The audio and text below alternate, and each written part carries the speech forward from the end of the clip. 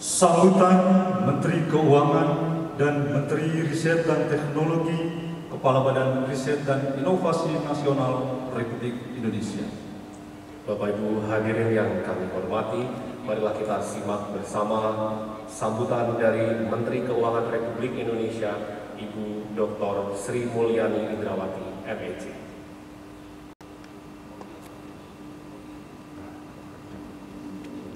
Bagi kita semua, salam sehat, salam sejahtera, Om Swastiastu, Namo Buddhaya.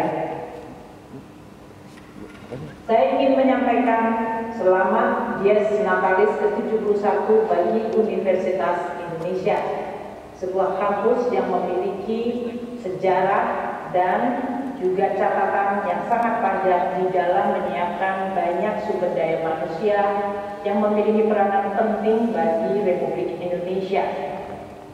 Pada hari ini kita akan melihat soft launching program Merdeka Belajar dan Kampus Merdeka serta Center for Independent Learning yang merupakan suatu konsep untuk memberikan ruang bagi kampus, bagi mahasiswa, dan bagi dosen untuk memiliki fleksibilitas dan kebebasan di dalam rangka untuk bisa menyiapkan generasi muda agar makin berkualitas. Tema dan program Merdeka Belajar Kampus Merdeka begitu tepat di dalam kondisi hari ini, di mana tidak saja perubahan teknologi digital mendominasi seluruh tren atau kecenderungan arah ekonomi dan sosial serta bernegara, namun pada saat yang sama kita dihadapkan tantangan baru, yaitu pandemi COVID-19. Sebuah tantangan di bidang kesehatan, yaitu pandemi, namun memiliki dimensi sosial, ekonomi, politik, dan bahkan global. Kedua hal ini yaitu perubahan teknologi menuju kepada era digital dan tantangan pandemi COVID-19 membuat dan menggarisbawahi betapa pentingnya kampus sebagai suatu institusi tempat belajar bagi generasi yang akan menjadi pemimpin dan pemeran penting di dalam sebuah negara, menjadi perlu untuk melakukan adaptasi. Kampus UI harus mampu beradaptasi dan menyiapkan secara strategis konsep Merdeka Belajar dan Kampus Merdeka. Seorang mahasiswa tidak perlu dan tidak seharusnya hanya belajar satu bidang studi dan harus ada di dalam kelas saja. Tantangan seperti pandemi menunjukkan betapa sangat kompleksnya dunia yang akan dihadapi oleh para lulusan dari universitas, termasuk Universitas Indonesia. Di dalam dunia kerja, seseorang sekarang diharapkan mampu memiliki multi knowledge, multi skill, dan juga kemampuan untuk meramu serta memiliki judgement yang baik. Itu artinya empati dan pemahaman terhadap kondisi sosial masyarakat menjadi sangat penting. Tidak hanya kemampuan teknis, namun juga memahami dinamika dari masyarakat, dinamika serta tren dari perkembangan pasar, serta dinamika dan tren perkembangan industri dan teknologi. Oleh karena itu, konsep untuk memperbolehkan mahasiswa mengambil berbagai bidang studi diharapkan akan mampu melengkapi dan memberikan bekal yang makin lengkap dan lebih dalam bagi mahasiswa untuk memahami dunia kerja. Jarak antara belajar di kampus dengan dunia nyata menjadi semakin pendek. Dan juga begitu banyak sumber informasi dan pengetahuan sekarang berada di luar kampus, termasuk di masyarakat. Maka konsep belajar tidak hanya di luar kelas dengan pertemuan langsung oleh dosen. Tantangan ini tentu tidak hanya bagi mahasiswa, namun yang lebih penting adalah bagi para dosen dan bagi pengelolaan universitas. Saya berharap program Merdeka Belajar dan Kampus Merdeka akan menjadi sebuah program yang membuat Universitas Indonesia, para pengajar, dosen, guru besar, dan para mahasiswanya untuk terus makin belajar dan beradaptasi. Pandemi COVID-19 memberikan gambaran yang nyata. Pemerintah di dalam mendesain program pemulihan ekonomi dan penanganan COVID tidak melulu hanya melihat aspek kesehatan. Aspek sosial begitu besar karena pandemi menyebabkan masyarakat tidak bisa beraktivitas normal. Oleh karena itu, desain dari program bantuan sosial menjadi sangat urgent dan Indonesia memiliki masyarakat yang begitu sangat kompleks. Tidak hanya dari sisi perbedaan income pendapatan, namun juga sosio-kultural. Pandemi juga menghantam perekonomian kita. Dari usaha kecil menengah hingga seluruh bisnis komunitas yang terdampak. Pandemi jelas memberikan beban besar kepada keuangan negara dan sektor keuangan. Selama pandemi kita tergantung dan tiba-tiba harus bekerja dari rumah yang memberikan dampak dan implikasi yang sangat besar di dalam manajemen sebuah institusi. Tata kelola berubah, kinerja harus diukur berbeda. Dari kondisi pandemi COVID-19 ini tergambar bahwa kita tidak mungkin mengajar mahasiswa hanya satu bidang. Kompleksitas dunia yang kita hadapi akan terus makin tinggi. Pandemi juga memberikan pelajaran bahwa tidak lagi ada batas-batas antar negara karena virus tidak berhenti di perbatasan. Membutuhkan manusia-manusia, mahasiswa dari Universitas Indonesia yang memiliki wawasan global, mampu menghadapi dan mampu memahami sisi kemanusiaan yang adil dan beradab di dalam realitanya. Inilah semuanya yang saya anggap menjadi sangat relevan dan penting di dalam mendesain program Merdeka Belajar dan Kampus Merdeka. Saya sangat berharap Universitas Indonesia akan mampu mendesain program Merdeka Belajar dan Kampus Merdeka dengan spirit betul-betul mampu memaknai kata merdeka yang memberikan esensi kepada kemampuan untuk berpikir secara tidak terbatas, tidak terkotak-kotak, dan tidak birokratis, tidak dogmatis. Merdeka adalah esensi bagi manusia untuk mampu membebaskan diri dari berbagai macam belenggu yang diharapkan akan mampu menyebabkan manusia melahirkan berbagai potensi pemikiran, potensi-potensi untuk memberikan solusi, dan potensi untuk mendorong Indonesia makin maju. Selamat untuk soft launching program Merdeka Belajar Kampus Merdeka bagi Universitas Indonesia. Semoga Universitas Indonesia mampu menjawab tantangan hari ini dan ke depan bagi bangsa Indonesia, yaitu mencetak manusia-manusia yang mampu memiliki kelengkapan intelektual dan mampu memiliki kemampuan untuk berempati dan memahami bangsa dan negaranya di dalam konteks pergaulan dunia. Selamat, semoga sukses, dan jangan lupa terus menjaga disiplin kesehatan. Wassalamualaikum warahmatullahi wabarakatuh. Marilah kita bersama-sama menyaksikan sambutan dari Menteri Riset dan Teknologi, Kepala Badan Riset dan Inovasi Nasional Republik Indonesia, Profesor Bambang P. Sumantri Brojonegoro PhD melalui live Zoom.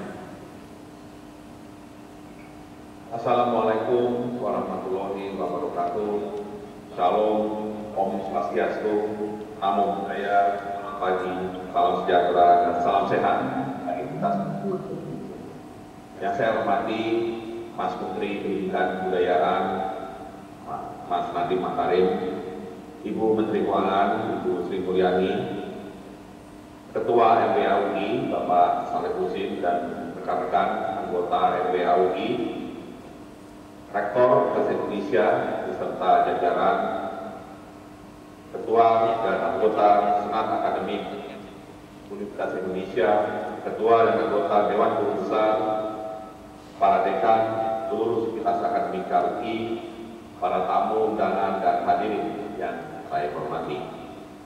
Puji syukur kehadiran Allah SWT, Tuhan yang Maha Kuasa, atas karunia ini semua kita bisa berkumpul dalam keadaan sehat untuk menghadiri acara Dies Natalis Universitas Indonesia ke-71 dan peluncuran Center for Independent Learning Universitas Indonesia atau CIP-UI, baik yang hadir secara fisik maupun yang hadir secara virtual. Pertama-tama saya ingin mengucapkan Dies Natalis Universitas Indonesia ke-71 dan selamat atas semua capaian UI dalam tridharma perguruan tinggi. Terima kasih dan penghargaan kami aturkan kepada para pimpinan UI serta seluruh sivitas akademik UI yang telah banyak berkontribusi terhadap pembangunan fintech melalui riset dan inovasi sekaligus peningkatan kualitas sumber daya manusia bangsa Indonesia. Oleh karena perjalanan masih panjang, saya ingin mengajak saudara-saudara semua menjadikan Dies ke-71 ini sebagai sarana apresiasi sekaligus refleksi dalam melakukan kontemplasi bagi kemajuan UI secara keseluruhan bersama-sama membangun bangsa Indonesia. Semoga kita semua selalu diberi kesehatan, kekuatan, kesempatan untuk melanjutkan tugas dan pengabdian kita kepada masyarakat, bangsa dan negara kita di tengah pandemi COVID-19 saat ini. Seperti kita ketahui, Kementerian Riset dan Teknologi, Badan Riset Inovasi Nasional, Kemendikbud, secara terus-menerus berusaha untuk meningkatkan peran IPTEK melalui riset dan inovasi demi pembangunan Indonesia. Peran IPTEK dalam pembangunan sudah terbukti efektif dan berhasil di berbagai negara. Tantangan terbesar kita Indonesia adalah sumber daya alam yang kita miliki kebanyakan masih dijual dalam bentuk bahan mentah dengan nilai tambah rendah. Sementara itu, untuk memenuhi kebutuhan dalam bentuk produk siap pakai, kita membelinya dengan harga yang jauh lebih mahal melalui impor. Padahal dengan potensi sumber daya alam Indonesia yang berlimpah dan diperkuat peran IPTEK, maka kemandirian bangsa serta pembangunan ekonomi Indonesia semestinya dapat meningkat dengan pesat. Negara seperti Jepang dan Korea merupakan bukti empirik bagaimana IPTEK telah berperan di dalam menunjang kemajuan dan kesejahteraan mereka, meskipun mereka tidak memiliki sumber daya alam yang berlimpah seperti Indonesia. Oleh karenanya, dalam konteks Indonesia, IPTEK menjadi sangat penting dan relevan untuk menjawab persoalan yang dihadapi saat ini, seperti untuk meningkatkan kemandirian pangan, energi, pertahanan keamanan, hingga obat-obatan dan alat kesehatan. Inti dari berkembangnya ekonomi dan masyarakat berbasis pengetahuan sebenarnya adalah kuatnya sistem inovasi. Karena itu, ilmu pengetahuan, teknologi, dan inovasi atau IPTEK menjadi poros strategis tempat diletakkannya berbagai permasalahan. Berdasarkan kondisi nasional yang ada, selain karena dampak pandemi COVID-19, banyak sekali tantangan yang dihadapi untuk penguatan sistem inovasi kita. Pertama, masih lemahnya kapasitas SDM. Salah satu unsur utama penentuan komposit indeks pembangunan manusia adalah tingkat pengetahuan bangsa atau pendidikan bangsa. Peringkat Indonesia yang rendah dalam kualitas SDM ini adalah gambaran utuh pendidikan Indonesia yang masih rendah. UNDP tahun 2020 memberikan skor 0,707 bagi Indonesia untuk indeks pembangunan manusia yang berada di peringkat 6 di Asia Tenggara di bawah Singapura, Brunei, Malaysia, Thailand, dan Filipina. Selain itu, indeks daya saing global Indonesia tahun 2019 turun ke peringkat 50 dari sebelumnya peringkat ke-45 dan kembali lagi berada di bawah Singapura, Malaysia, dan Thailand. Untuk Global Innovation Index, Indonesia menduduki peringkat 85 dari 129 negara dan lebih rendah dari Singapura, Malaysia, dan Thailand. Dalam hal potensi riset Indonesia, dengan lebih dari 4.700 perguruan tinggi, 6 lembaga penelitian di bawah koordinasi Kemenristek Green, 190 lembaga riset di kementerian, dan 217 badan penelitian dan pembangunan daerah, sudah seharusnya kita mampu menghasilkan banyak hasil riset dan inovasi. Namun memang, sebut saja dalam kaitannya dengan SDM peneliti, merujuk pada data World Bank, jumlah peneliti Indonesia tahun 2017 hanya sebanyak 216 orang dari 1 juta penduduk. Sementara Singapura rasionya adalah 6.730 orang per 1 juta penduduk, Malaysia 2.758 orang, dan Thailand 1.210 orang. Oleh karenanya saat ini kita harus akui bahwa kualitas dan produktivitas penelitian di Indonesia masih ketinggalan dibandingkan dengan negara yang saya sebutkan. Namun demikian, merujuk data Science and Technology Index Kemenristek Green atau SINTA, Indonesia tercatat mengalami peningkatan signifikan sejak tahun 2015 dengan jumlah publikasi yang dihasilkan tahun 2020 adalah 46.513 publikasi di atas Malaysia, Singapura, dan Thailand. Kontribusi tertinggi Indonesia tahun 2020 dihasilkan oleh Universitas Indonesia 4.175 publikasi, disusul oleh UGM 2.700 publikasi dan ITB 1.800 publikasi. Ini artinya, walaupun jumlah SDM peneliti Indonesia dapat dikatakan masih rendah, tapi dari tahun ke tahun terdapat peningkatan jumlah publikasi riset Indonesia. Bahkan dalam situasi pandemi pun, kontribusi riset Indonesia tidak menurun, di mana jumlah artikel dalam jurnal ilmiah justru meningkat. Tentunya hal ini sangat membanggakan. Terkait hal tersebut, Kemenristek Green akan selalu mendorong UI agar terus melakukan riset serta menghasilkan dan menyebarkan hasil-hasil riset yang dapat menjadi referensi dalam pengembangan iptek dan juga peningkatan inovasi industri. Isu strategis yang sedang kita kembangkan adalah bagaimana peran riset dan inovasi, terutama dalam menghasilkan teknologi tepat guna dan bahan atau teknologi substitusi impor, selain mendorong pertumbuhan ekonomi dan peningkatan ekonomi dari negara berpendapatan menengah menjadi negara berpendapatan tinggi. Ini hanya dapat kita capai jika kita membangun ekosistem riset dan inovasi dari semua pihak, dari pemerintah, industri, perguruan tinggi, lembaga riset dan inovasi, serta masyarakat secara bersama membangun bangsa. Pada tahun 2021 ini, kami berfokus pada prioritas riset nasional dengan tetap berupaya maksimal berkontribusi dalam penanganan COVID-19. Untuk itu, kami mengharapkan para peneliti UI dapat senantiasa menghasilkan terobosan inovasi dan penelitian terkait COVID-19 sebagai wujud kemandirian alat kesehatan, obat-obatan, dan terapi, serta penunjang kesehatan lainnya. Selain itu, kami juga mengharapkan UI dapat berperan dalam melahirkan berbagai macam teknologi tepat guna yang akan menambah produktivitas dan kesejahteraan masyarakat. Dalam kaitannya dengan peningkatan iptek Indonesia, peran dan strategi bagi perguruan tinggi ada 3 hal.